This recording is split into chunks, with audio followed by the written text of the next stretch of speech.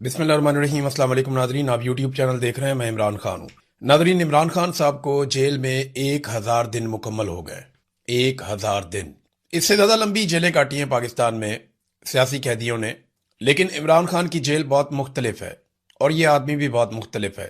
ذوالفقار علی بھٹو کو پھانسی لگائی ایک ڈکٹیٹر نے، لیکن ذوالفقار علی بھٹو کی بھی اپنی فیملی سے ملاقاتیں ہوتی تھیں، ملاقاتیں بند نہیں ہوئی۔ عمران خان صاحب کی جیل جو ہے اس کی نوعیت بہت مختلف ہے، اور جو ظلم جبر اور جو فسطائیت جس کا سامنا عمران خان صاحب نے کیا، ماضی میں شاید اتنے بڑے کسی لیڈر کو اس قسم کے مظالم کا سامنا نہیں کرنا پڑا۔ یہ تاریخ کا واحد لیڈر ہے جس پر ظلم اور تشدد کی ایک نئی تاریخ رقم کی گئی ہے۔ کیا کچھ کیا گیا عمران خان کے ساتھ، انہیں قید تنہائی میں رکھا گیا۔ حالانکہ جو سزا عمران خان صاحب کو دی گئی جھوٹے کیسز میں، اس میں قید تنہائی کا کہیں پہ بھی ذکر نہیں ہے۔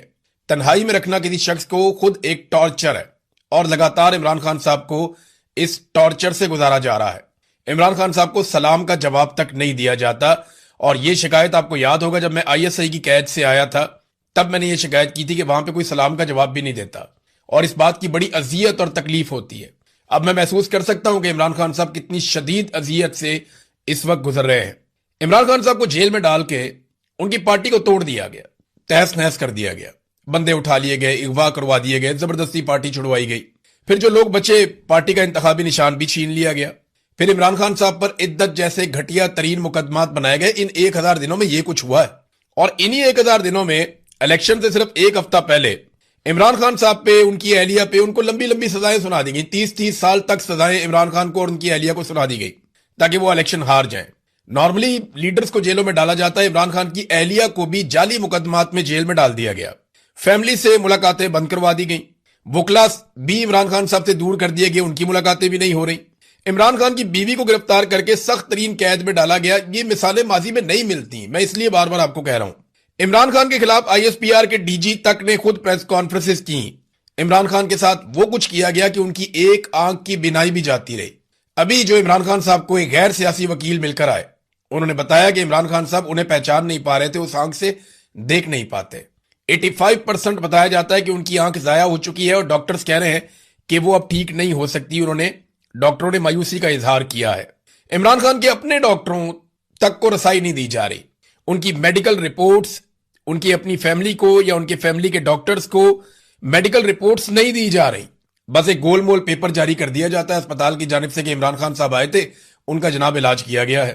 عمران خان کی پارٹی کے کارکنوں پر گولیاں چلا دی گئی۔ بار بار عمران خان کو ان 3 سالوں میں ڈیل آفر کی گئی، ان 1000 دنوں میں عمران خان کو بار بار ڈیل آفر کی گئی۔ بار بار عمران خان کو کہا گیا کہ آپ اگر یہ کر لیں تو ہم آپ کو چھوڑ دیتے ہیں، اگر آپ وہ کر لیں تو آپ کو چھوڑ دیتے ہیں، اگر آپ یہ کر لیں تو کچھ عرصے میں چیزیں ٹھیک ہو جائیں گی۔ لیکن عمران خان نے جیسا کہ قوم کے ساتھ وعدہ کیا، کسی بھی قسم کا کمپرومائز کرنے سے انکار کیا، اور ابھی تک وہ اپنی بات پر ڈٹ کے کھڑے ہوئے ہیں۔ 200 سے زائد مقدمات عمران خان پہ بنا دیے گئے۔ آج عمران خان صاحب کی پارٹی بھی مایوسی کا شکار ہے، پریشانی کا شکار ہے، لیکن عمران خان اس کے باوجود قوم سے کیا ہوا اپنا وعدہ نبھا رہا ہے۔ میں آپ کو سیریسلی بتاؤں تو کسی بھی پولیٹیکل لیڈر پہ اس لیول کا جبر نہیں ہوا۔ نواز شریف کو جیل میں ڈالا گیا، جیل میں جاتے ہی یہ لوگ سوچنا شروع کر دیتے ہیں کہ ڈیل کیسے کرنی ہے۔ نواز شریف نے بھی ڈیل کی۔ اس مرتبہ نواز شریف اور اس کی بیٹی جب پکڑے گئے تو انہوں نے فوری طور پہ ڈیل کی، اور ڈیل کر کے پاکستان سے باہر میاں صاحب نکل گئے۔ بیٹی نے سیاست شروع کر دی، اور کچھ ہی عرصے میں ملٹری اسٹیبلشمنٹ سے ڈیل کر کے جنرل باجوہ کو ایکسٹینشن کا وعدہ کر کے یہ لوگ واپس اقتدار میں آ گئے عمران خان کی حکومت گرا کر۔ جس دن شہباز شریف پر فرد جرم عائد ہونی تھی، اس دن شہباز شریف جو ہے اس کو وزیر اعظم بنا دیا گیا، اور فاتحانہ انداز میں مریم نواز نے وزیر اعظم ہاؤس کا چکر لگایا یہ بتانے کے لیے کہ دیکھو ہم واپس آ گئے۔ عمران خان کے ساتھ جو اس نظام نے کیا اس سے پہلے کبھی نہیں ہوا، اور عمران خان نے اس نظام کے ساتھ جو کیا وہ بھی نظام کے ساتھ پہلے کبھی نہیں ہوا۔ عمران خان نے وہ کچھ پاکستان میں ایکسپوز کر دیا ملٹری اسٹیبلشمنٹ کو، خاص طور پہ جو پاکستان کا کوئی بھی سیاسی لیڈر ماضی میں کبھی نہیں کر پایا۔ آصف علی زرداری اور نواز شریف صاحب اس لیول تک مجبور ہو گئے کہ اب انہیں ہمیشہ جوتے پالش کرنے پڑیں گے۔ انہیں پتا چل گیا کہ عوام میں مقبولیت کے لیے اب کوئی جگہ نہیں بچی۔ اب جتنا داؤ لگاتا ہے داؤ لگاؤ، جتنی دیر تک قائم رہ سکتے ہو حکومت میں قائم رہو، اور پھر بھاگ جاؤ۔ وہ یہ جانتے ہیں کہ یہ ان کی آخری باریاں ہیں۔ جب تک ملٹری اسٹیبلشمنٹ ان کو سہارا دے گی تب تک وہ چلیں گے، اور جس دن ملٹری اسٹیبلشمنٹ کا ہاتھ ان کے پیچھے سے ہٹ گیا۔ اور عمران خان کو میں آپ کو ایک چیز بتاؤں، یہ اپنے دل پر ہاتھ رکھ کے جتنے جرنیل ہیں نا، وہ ایک دفعہ سوچ لیں کہ جو کچھ انہوں نے عمران خان کے ساتھ کیا ہے، کیا اس کا آدھے سے آدھا بھی وہ برداشت کر سکتے ہیں؟ تو صاف بات ہے ان میں سے کوئی بھی نہیں برداشت کر سکتا اس عمر میں۔ آج عمران خان کی 74 سال عمر ہے۔ 70 साल से ज्यादा उम्र के आदमी को इन्होंने उठाकर जेल में डाला। 1000 दिन हो गए, वो आदमी इनसे नहीं टूट रहा और वो कहता है मैं इनसे नहीं टूटूंगा, मुझे डरा हुआ देखना इनकी हसरत रह जाएगी, ये इमरान खान ने कहा था। और मैं आसिम मुनीर के सामने घुटने नहीं टेकूंगा, मैं इससे हार नहीं मानूंगा, मैं इसकी गुलामी कबूल नहीं करूंगा, ये इमरान खान साहब ने कहा था। तो कोई भी इतनी मार बर्दाश्त नहीं कर सकता जितनी इमरान खान साहब ने बर्दाश्त कर ली है, जितना उनको परेशान किया गया, जितना उनकी फैमिली को परेशान किया गया। उनकी बहनों को बार बार गिरफ्तार कर लेते हैं, सड़कों पे मारते हैं, घसीटते हैं, उठाकर ले जाते हैं, उनके घरों में छापे मारते हैं, उनके खानदान के लोगों को, उनके भांजे तक को गिरफ्तार किया हुआ है। कई लोग उनके खानदान के भागे हुए हैं। पार्टी की हालत अजीबोगरीब कर दी है। पाकिस्तान में 1 लाख से ज्यादा घरों में चादर और चारदीवारी का तकद्दुस पामाल कर दिया। ये सब कुछ किया, इसके बदले में हासिल क्या किया? एक आदमी को जेल में डाला, 1000 दिन हो गए, आपने हासिल क्या किया? क्या पाकिस्तान की मईशत ठीक हो गई? नहीं। क्या पाकिस्तान में अमनो अमान की सूरत ठीक हो गई? नहीं। पाकिस्तान की अदलिया काबिले फख्र है? नहीं। पाकिस्तान में मीडिया आजाद है? नहीं। पाकिस्तान के अंदर कोई एक शोबा तरक्की कर रहा है? नहीं। मल्टीनेशनल कंपनियां पाकिस्तान आ रही है? नहीं, वो तो उल्टा भाग रही है। क्या पाकिस्तान में सरमायाकारी आ रही है? नहीं आ रही। सिर्फ फील्ड मार्शल आसिम मुनीर साहब की इज्जत हो रही है, वो भी सिर्फ डोनाल्ड ट्रंप कर रहा है, और डोनाल्ड ट्रंप की वजह से बाकी सारे भी कर रहे हैं। तो ये कब तक चलेगा मामला? आर्मी चीफ से एक मुलाकात की सुहेल वड़ाइच ने। सुहेल वड़ाइच पाकिस्तान के एक पुराने जर्नलिस्ट हैं और ये इनको मैंने देखा भी था जब ब्रसल्स में आर्मी चीफ मौजूद थे, तो उस तकरीब में इन्हें खास तौर पे बुलाया गया था और उस तकरीब के बाद इनकी कोई मुलाकात हुई है आर्मी चीफ से। उस मुलाकात के हवाले से इन्होंने कुछ तफसीलात जारी की हैं। 5 चीजें उसमें बहुत इंपॉर्टेंट हैं, वो 5 चीजें मैं आपके सामने रखता हूं। आर्मी चीफ का माइंड मुकम्मल तौर पे डिस्क्लोज हो गया है, यानी वो फ्यूचर में क्या करेंगे, उनके दिमाग में क्या चल रहा है, और मौजूदा field marshal army chief Pakistan को कहां ले जाना चाहते हैं, और यानी वो जाने का उनका इरादा है भी या नहीं, ये सारी चीजें मैं आपके सामने रख देता हूं। एक तो ये क्लियर बात है कि जो सुहेल वड़ाइच ने लिखा वो एस्टेब्लिशमेंट की, आर्मी चीफ की इजाजत के बगैर तो लिख नहीं सकते। यानी अगर कुछ ऑफ द रिकॉर्ड बातें होंगी तो वो सुहेल वड़ाइच साहब आर्मी चीफ के रिटायर होने के बाद बताएंगे, अगर जिंदगी रही तो आर्मी चीफ के रिटायर होने के बाद बताएंगे, उससे पहले वो नहीं बताएंगे। जब तक आर्मी चीफ मौजूद है तब तक वो वही लिखेंगे जो आर्मी चीफ की इजाजत से है। तो आर्मी चीफ की इजाजत से 5 चीजें सामने आई हैं। नंबर 1 चीज जो है वो माफी का मुतालबा है। नंबर 2 तब्दीली के बारे में अफवाहें। Number 3 खारजा policy. नंबर 4 मईशत के मामला। नंबर 5 डोनाल्ड ट्रंप, अमेरिका और चीन। अब इसमें जो पहला नुक्ता है ना, जो आर्मी चीफ का स्टेटमेंट सुहेल वड़ाइच साहब ने पढ़ के सुनाया, वो मुझे बहुत अजीब लगा। मुझे लगा कि ये कोई भी बाशऊर आदमी या अक्लमंद आदमी इसको तस्लीम नहीं करेगा। यानी सियासी हवाले से एक सवाल किया सुहेल वड़ाइच ने। सियासी हवाले से किए गए सवाल पे आसिम मुनीर ने कहा कि सियासी मसालियत सच्चे दिल से माफी मांगने से मुमकिन है। अब ये पाकिस्तान तरीके इंसाफ के बारे में आर्मी चीफ फील्ड मार्शल का माइंड डिस्क्लोज कर रहे हैं सुहेल वड़ाइच साहब, कि वो ये समझते हैं कि जैसे अल्लाह ताला ने कहा कि माफी मांगो और इबलीस ने, शैतान ने माफी नहीं मांगी, और बाकी सब जिन्होंने माफी मांग ली वो फरिश्ते हो गए, और जिसने माफी नहीं मांगी वो शैतान हो गया। और इस पे उन्होंने कुरान पाक का हवाला दिया आर्मी चीफ ने। अब सवाल यह है कि क्या सारा कुरान पाक इमरान खान और पाकिस्तान तरीके इंसाफ के खिलाफ उतरा है?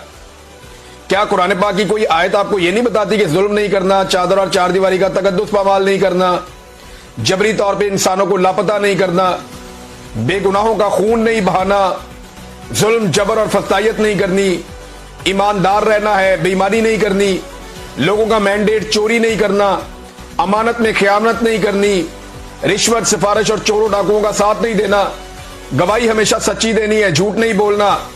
क्या ये सारी चीजें, हक के साथ खड़े होना, ये सारा कुछ कुरान पाक में नहीं लिखा हुआ?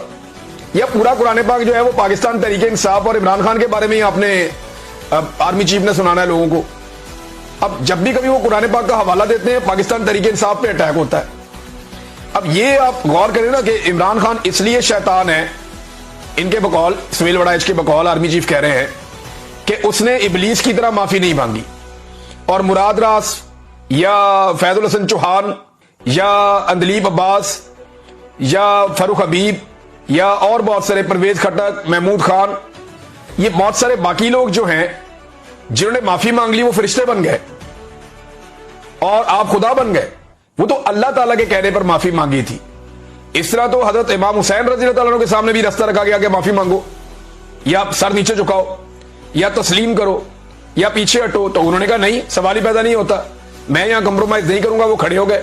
तो दूसरी तरफ से ये मिसाल दी जा सकती है تو یہاں اسلام کو, مذہب کو, دین کو اس کے بیچ میں یوں لے کر آنا یہ نامناسب ہے. اس وقت طاقت آپ کے پاس ہے, آپ جو چاہیں کر سکتے ہیں, لیکن قرآن پاک کو بیچ میں لا کر یہ کہنا کہ ایک سیاسی جماعت اور اس کے پیروکار جو معافی نہیں مانگ رہے وہ شیطان ہے. اب میں اگر کچھ سوالات پوچھوں کہ ایک, چلیں یہ مان لیں تھوڑی دیر کے لیے کہ پاکستان تحریک انصاف کے لوگوں نے غصے میں آ کر جب عمران خان صاحب کو غیر قانونی طور پہ گرفتار کر کے گھسیٹا گیا اور مارا گیا, تو تحریک انصاف کے لوگوں نے غصے میں آ کر کچھ فوجی مقامات کے اوپر اٹیک کر دیا, کچھ پتلے توڑ دیے, کچھ جگہ پہ آگ لگا دی, کوئی توڑ پھوڑ کر دی, کچھ شیشے توڑ دیے, کوئی مور چوری کر کے لے گیا, کوئی اس طرح کی حرکتیں کی انہوں نے. تو اس پہ تو آپ کہہ رہے ہیں انہیں معافی مانگنی پڑے گی ورنہ وہ شیطان بن جائیں گے, کیونکہ خدا کے کہنے پہ شیطان نے معافی نہیں مانگی تھی. لیکن کیا کسی ڈکٹیٹر نے آج تک معافی مانگی ہے اس ملک میں مارشل لا لگانے پر؟ کیا وہ فرشتے ہیں ابھی بھی؟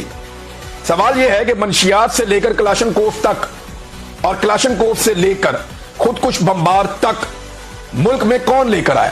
یہی ڈکٹیٹرز لے کر آئے. کیا کسی ایک ڈکٹیٹر نے, جو ملٹری ڈکٹیٹر ہے, اس نے معافی مانگی آج تک؟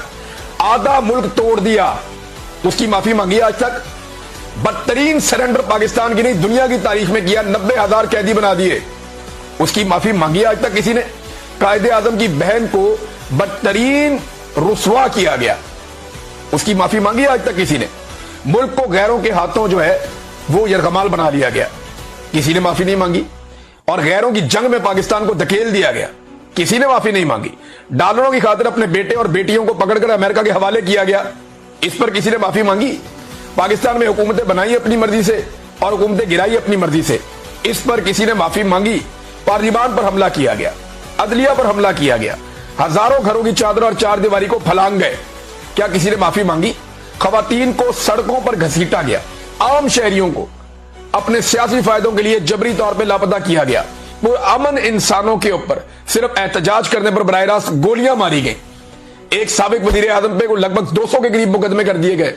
کیا کسی نے آج تک معافی مانگی؟ یہ معافی صرف عمران خان نے مانگنی ہے اور جرائم صرف عمران خان نے کیے ہیں.